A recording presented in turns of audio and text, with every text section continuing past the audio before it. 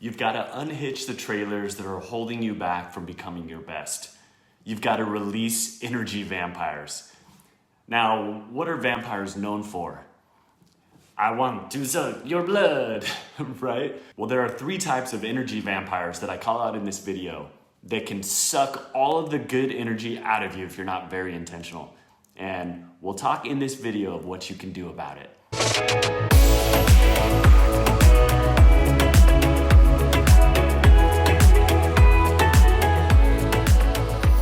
All right, welcome back. If you're new to the channel, my name's Ben Ward, and I've led sales teams for over 20 years. And having navigated the sales and leadership jungle for a long time, I'm kind of like your safari guide. I've been there, and I've come back for you. And in this video, we're going to talk about one of the principles for my book, Pluck the FUD, and chapter 7, Release Energy Vampires. And if you haven't received your copy of Pluck the FUD yet, you can get it at benward.com or just from the link in the description. And I'm confident you're gonna get a ton of value from this video. And if you like it, give it a thumbs up. If you don't like it, give it a thumbs down. I wanna hear from you either way. But tell me in the comments what I can do better for you. Trust me, if you're in sales or responsible for training and leading a sales team, you're not gonna wanna miss out on what you'll be learning in this video. There's at least 3 types of energy vampires that are all around us. Thoughts, people, and things that will suck all the good energy out of you if you're not careful. And you've got to learn to release them. You got to get them the heck out of there. So our thoughts, let's jump into the thoughts. In my book, I talk a lot about FUD that creeps into your brain, these thoughts that you got to pluck out. And you've got to stop giving energy to your negative thoughts. I'm not talking about stonewalling your thoughts or suppressing them or pretending that they're not real. I'm talking about taking control, like you would a steering wheel, of the negative thoughts that you have. Imagine the steering wheel just going out of control. No, you've got to take control and be very intentional on where you steer your car, right? And choosing to not give energy to the negative thoughts, to the energy vampires. And recently I was chatting with my sister Irene about overcoming fear and an idea about rejecting thoughts that don't serve us. Using a tool, I reject that thought that actually is talked about in chapter 4 of Pluck the FUD. And she dropped some truth with me. She said, listen, we all have bad thoughts that come out of nowhere. The question is, what do you do when they show up? And she cautioned that it's not healthy to stonewall your thoughts or your fear by pretending that they're not there and somehow repressing them.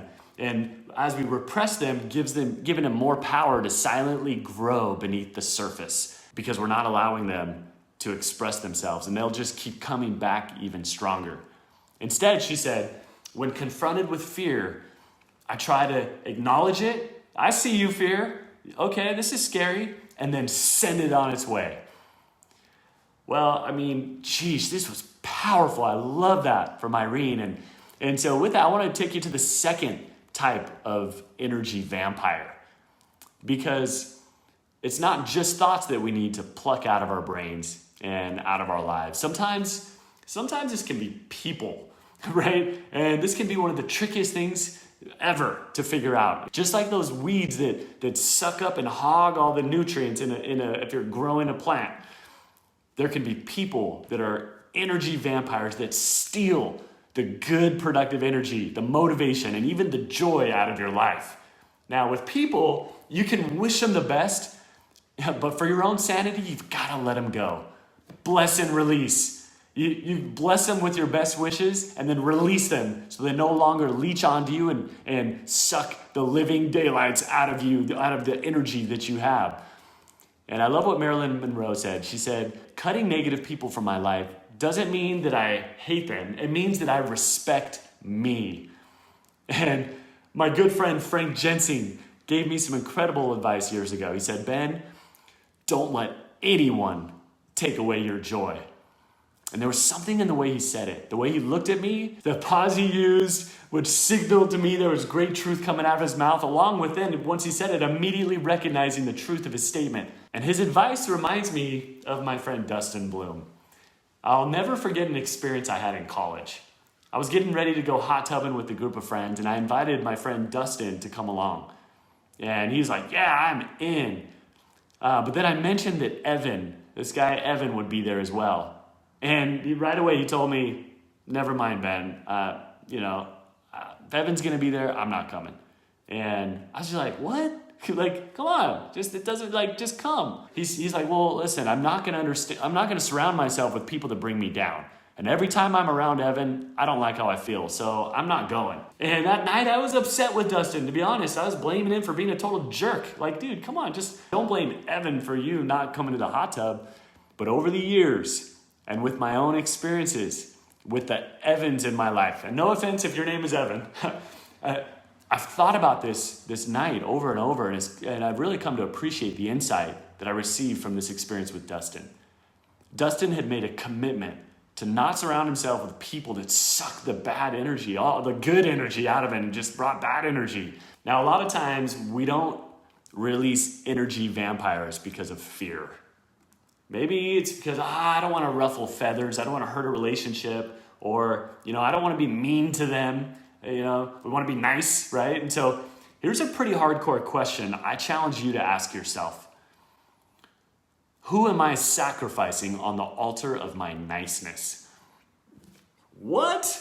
What do you mean? Who am I sacrificing? And what altar of my what? Yes, who are you sacrificing on the altar of your niceness as a leader? Who are you hurting by keeping a toxic, albeit high-performing person on your team? And I'm sure it's not only you that this person's affecting. What about the others? How is this person impacting your team culture?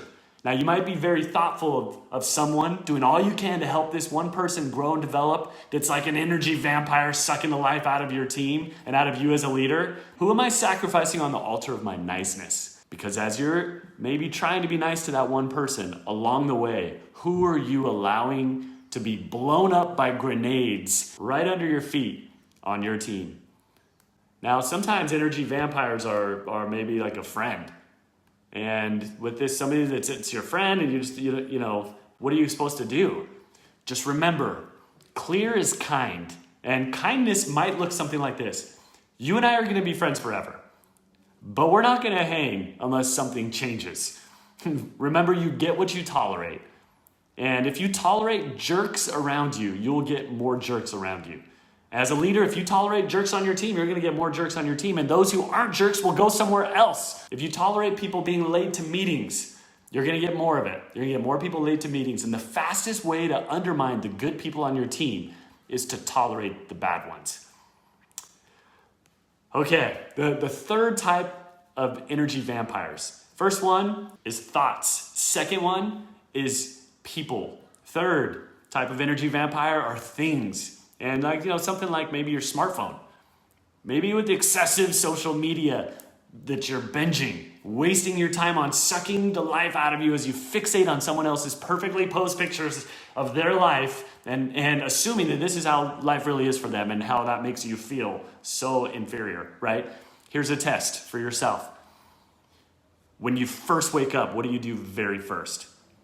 Now, most today go straight for their phones, checking their messages, their texts, their emails, their social media, the posts they did the day before, and see how many likes and loves and who's responded to it. And they scroll through after that all of other people's social media. And the problem with this is, depending on what you see, you'll either have a good day, or you'll start your day off good, emotionally awesome, or emotionally drained. And depending on the responses of somebody else, right, outside of your control. First, I challenge you to first thing, pick up a book, pick up a scripture, meditate, visualize what success looks like. Just carve out 10 minutes to read something in your field that's going to help you focus in on more of what you want. And before allowing the whirlwind to take you away, starting your day off on some random note.